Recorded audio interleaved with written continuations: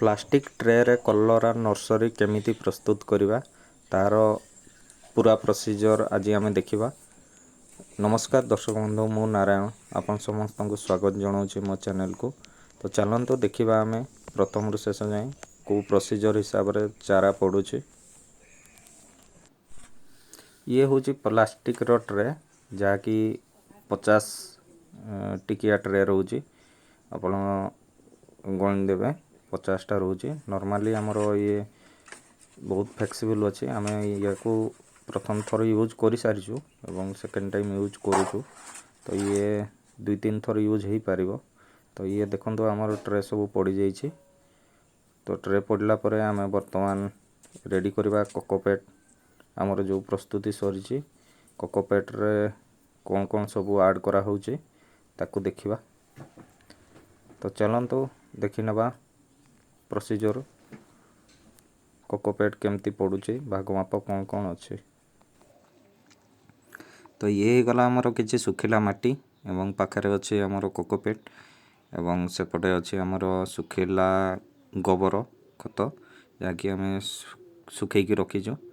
तो या आम मात्रा हिसाब रे देबा आमर माटी 15%, गोबर खत 15% एवं कोकोपेट 70%। कारण आपन जदि खाली कोकोपेट रे पकाउछंती गछ को किसी खाद्य दरकार छोट गछ को, तो तेणु कि आम माटी एवं किसी गोबर खत ऐड करूछु जहाँ द्वारा कि आमर छोट नर्सरी जेतेबेले स्टार्ट होबो छोट छोट प्लांट गुडा सेतेबेले से किसी खाद्य पाइकी ग्रोथ होबो।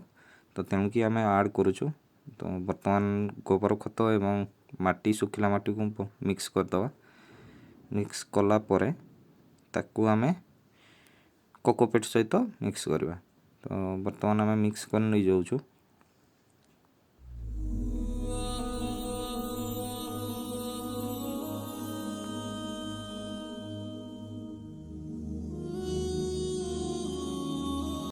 तो ये हूँ आमर कोकोपीट। कोकोपीट आम वर्तमान मिक्स करवा। जो माटी और गोबर मिक्स आगुरी कराई तापर आम कोकोपीट देकी ताकू भल भाव में मिक्स करनेबा एवं तापर आम ताकू ट्रे रे यूज करवा।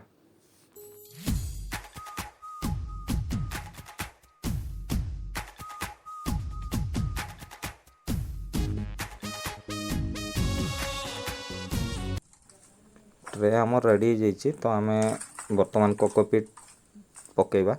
हल्का हल्का कोकोपीट दवा कारण पूरा फुल करवानी किसी अधा जाए देइथिबा। कारण मंजी पड़ला परे पुणी आउ थरे ता ऊपर आम अल्प किसी कोकोपीट दवा। तो हल्का हल्का देकी प्रथम थर आपन ट्रे सबुआड़े पकईदेवे। तापर मंजी पड़ला परे आपन पुणी आउ थरे ता ऊपर कोकोपीट देकी ताकू फिल करदेवे।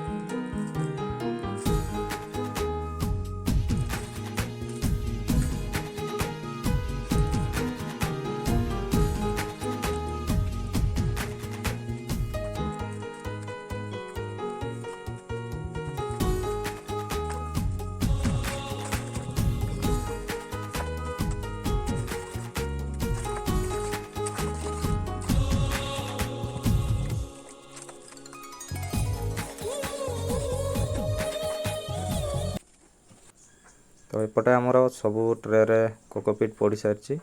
ये हूँ आमर कलरा मंजी US 13-15। ये आम गोटे दिन पूर्वर या बतरे देलु कारण कलरा मंजी टिके मोटा चमड़ा रही है। तो ताकू टाइम लगे प्लांट हाँवाई। तो तेणुकी गोटे दिन पूर्वर आम ताकू पकई देलु से गजा हो जाइए। तो चलतु आम देखा ट्रे रे बर्तमान पकेबा। मंजीटी को शुई शुई दवाई पड़ो देखु। कारण आप सीधा करी पकईबेनी कारण आप जानीपारे कौ पट तार बाहर ଗଜା ବାହାରିବ। ତ ତେଣୁକି ତାକୁ ଶୋଇକି ଦେଇଥିଲେ ସେ ଅଟୋମେଟିକ୍ ଗଛଟା ଉପର ଆଡ଼େ ହିଁ ବାହାରିବ। ତାର ଯେଉଁ ନର୍ସରୀ ରହୁଛି ସେ ଉପର ଆଡ଼େ ବାହାରିବ।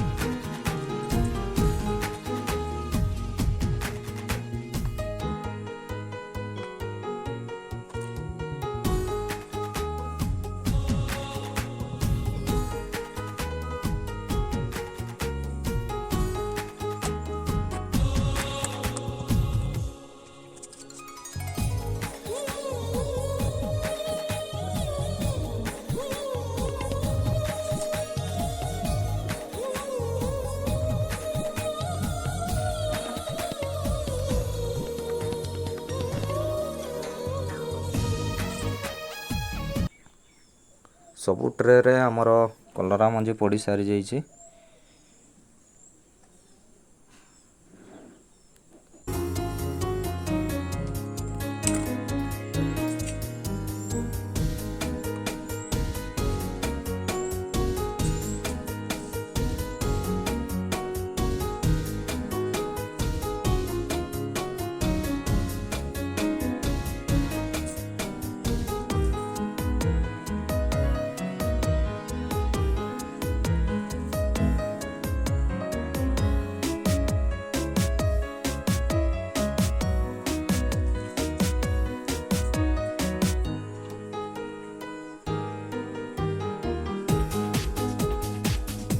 ତ ବର୍ତ୍ତମାନ ଆମର ସବୁ ମଞ୍ଜି ପଡ଼ି ସାରିଛି ଏବଂ ତାକୁ ଯେଉଁ ମଞ୍ଜି ପଡ଼ିଛି ଦେଖନ୍ତୁ ଆମେ ହାଲକା ଭାବରେ ଟିକେ ପ୍ରେସ୍ କରିନେବା ଏବଂ ତା ଉପରେ ଆମେ କୋକୋପିଟ୍କୁ ଘୋଡ଼େଇ ଦେବା, କିଛି ପକାଇଦେବା ଏବଂ ତାକୁ ପୁରା ଯେଉଁ ଟ୍ରେ ରହିଛି ତାକୁ ପୁରା ଫିଲ୍ କରିନେବା।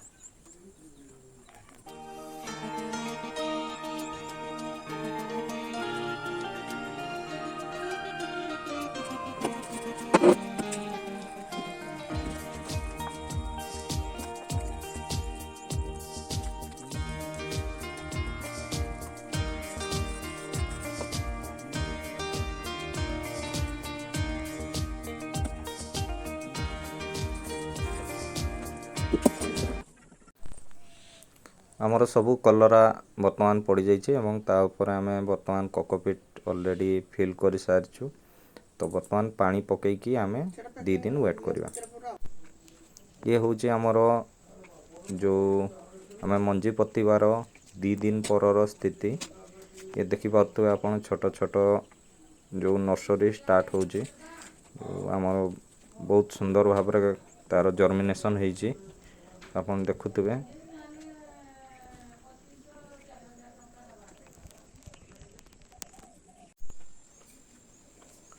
ଇଏ ହେଉଛି ଆମର ମଞ୍ଜି ପଡ଼ିବାର 4th ଡେ ବା 4th ଦିନ। ଆପଣମାନେ ଦେଖିପାରୁଥିବେ ବହୁତ ସୁନ୍ଦର ଭାବରେ ଯେଉଁ ଆମର ନର୍ସରୀ ଜର୍ମିନେସନ୍ ହେଇଛି।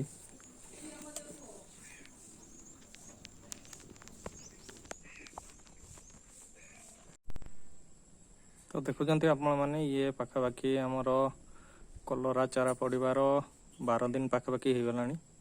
ଦେଖନ୍ତୁ କେମିତି ଗଛ ଗୁଡ଼ା ଗ୍ରୋଥ୍ ହେଇଛି, ଯାହାକି ଆମେ କୋକୋପିଟ୍ରେ ପକାଇଥିଲୁ।